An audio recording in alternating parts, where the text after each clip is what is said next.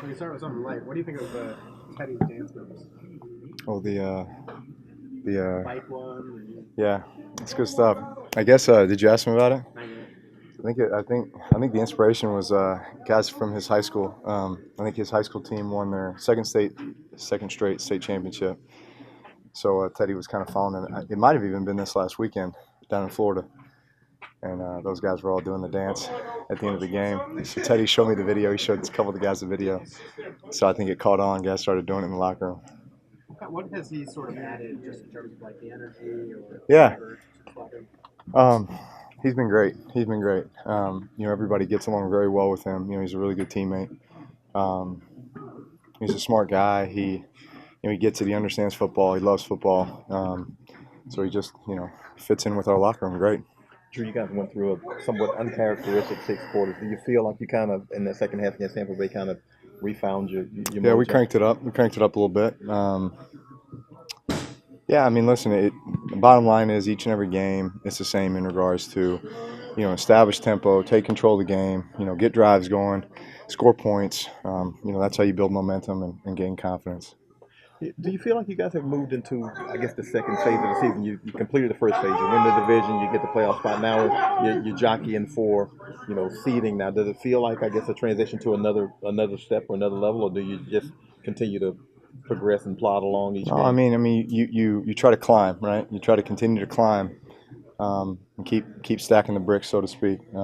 Keep building on what we've already established, what we've already accomplished, and yet understanding that each game becomes the most important game, right? Just because there's so much at stake. So we want to continue to play our best football and be an ascending team going into the playoffs. As far as when the offense was struggling against Dallas in the beginning of the Tampa Bay game, not that there was concern, but it was just how do you figure something We like just that out?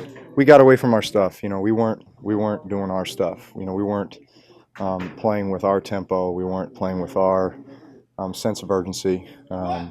So I think that was the cause of that. And when we realized that, we kind of snapped back into order. As far as I know, you've been here a long time, so you've seen a lot of records fall. Back in '08, I think you handed off to Deuce when he set the record for touchdowns by this franchise. One more and Ingram breaks it. Mm-hmm. Is that significant to you since you've been here Absolutely. for so long? Yeah. Those are great moments. Obviously, for this organization, for those guys, and feel honored to have been here.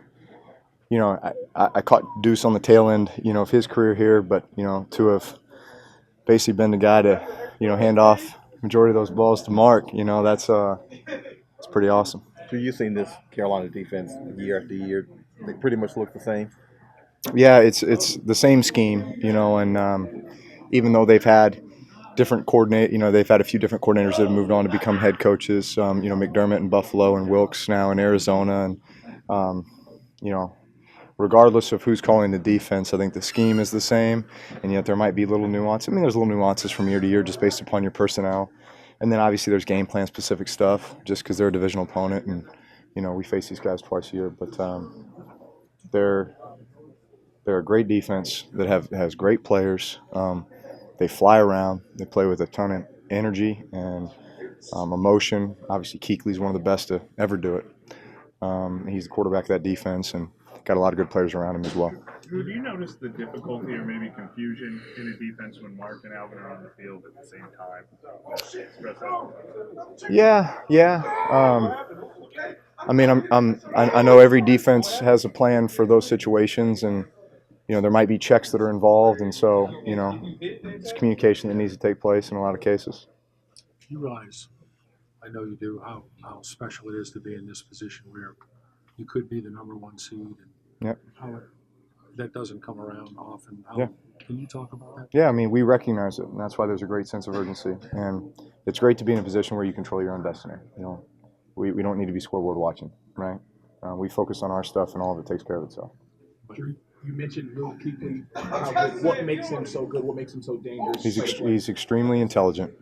So in many cases, you feel like he knows where the ball is going before the ball's snapped, and so he call that key and diagnose what's happening, right? And then he's moving before everybody else is moving, right? And then and then his ability to make adjustments, on the fly. Typically if you get him with something once, you're not going to get him again.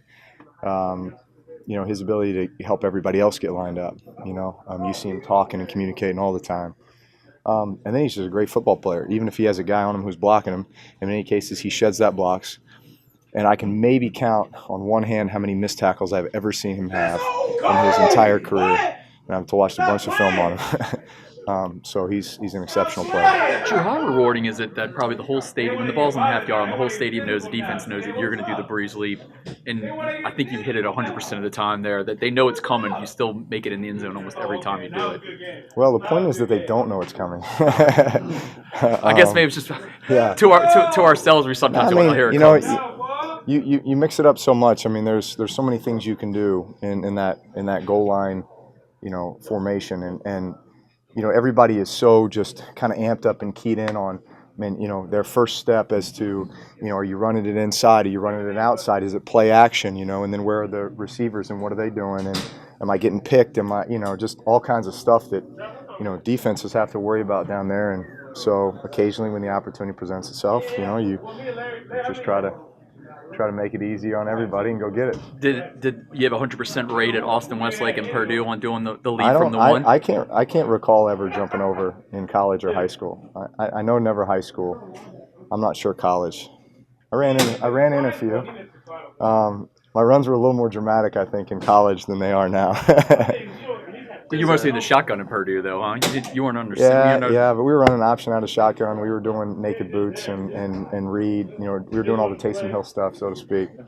Yeah. Drew, you had Norv Turner early in your career. Yeah. How impressed are you to see? First of all, he's still going, but even with a totally different style of quarterback, and Cam in some ways is having one of his best. I think he's done a great job. I got so much respect for Norv. I've known him a long time. He had a great influence on me when I was a rookie that year. I think it's a sign of a great coach when you have a system that you've been running for a long time, and I don't know what the terminology is. I assume it's the same than what he's been doing the whole time, and yet you have to evolve to the pieces around you, right? And so you work to the strengths of everybody that's around you, and to a degree, that's what's happened here from 06 until now, as far as terminology and the things that we do. Times change and you have to evolve, and I think the great coaches do, and I think he's done a great job there. Drew, can Alvin create a different element in the offense or an advantage to the offense whenever you guys line him up in the slot or outside as a receiver rather than coming out of the backfield? Yeah, when he's out there, he's pretty much like a receiver, So he has that type of change of direction and explosive ability and ability to catch the ball and get in and out of cuts. So, he's a weapon out there for sure. Obviously bringing in Des Bryant, Brandon Marshall, and it didn't work out. But can you turn to a guy like Alvin to be a receiver for you guys in a different way whenever you're looking for a number two guy or just another option? I think we have at times, haven't we? Yeah. No, absolutely. He's extremely versatile. You feel like you can put him in a lot of places and have him do a lot of things. I know it's a cliche, but when you face a team that is in true desperation mode, is it harder for you all? And then as far as them kind of becoming motivated, Kurt said he wouldn't be surprised if Ron dials up, he hit the Sean Payton dance in the broom to motivate them from what happened last year. Does that surprise you that teams use anything to motivation? No, it doesn't surprise me. Listen, they're a prideful group. They're very well coached, and their backs are against the wall. So we're going to get their best performance. And it's Monday Night Football at their place, right? So all the reasons for them to play well and all the reasons for us to play well. We got a lot at stake. So in many cases, you say the most desperate teams wins, and so we've created the sense of urgency around here that we know what's at stake. We know that each and every game, each and every snap is that important. Drew, Cam Newton said that Cam Jordan sent him a bottle of wine and a broom after the sweep last year. Have you ever been sent anything by an opposing player? No, did you confirm that with Cam? Or It was, yeah. Well, not me personally. It was just on Twitter. Oh, okay. So you didn't? No. Okay. We're reporter, I trust. No, I have not. Speaking of versatile backs, I don't know if somebody asked this already, but Christian McCaffrey, he's on the other side of the ball. Alvin Kamara, do you see similarities between their two abilities? Yeah, yeah. They're both highly versatile players. So great in the run game. They've got great instincts and a great feel for, making cuts, breaking tackles, just being just a level of elusiveness that's pretty unique. And then their ability to catch balls outside the pocket, really be receivers outside the pocket is very unique as well. Did you? I know. Last question, yeah. I know you and Brittany are big movie fans. Did you see the little cartoon, The Fight Club, Drew Brees, Taysom Hill You know video what? or anything? Yeah, Yet? I've been sent those. It's the Bleacher Report puts Yeah. those out, right? I mean, they're funny. I laugh all the way through them. At times, I don't know what they're doing or what they're saying. They gave me a little bit of chest hair in the most recent one. I thought that was funny.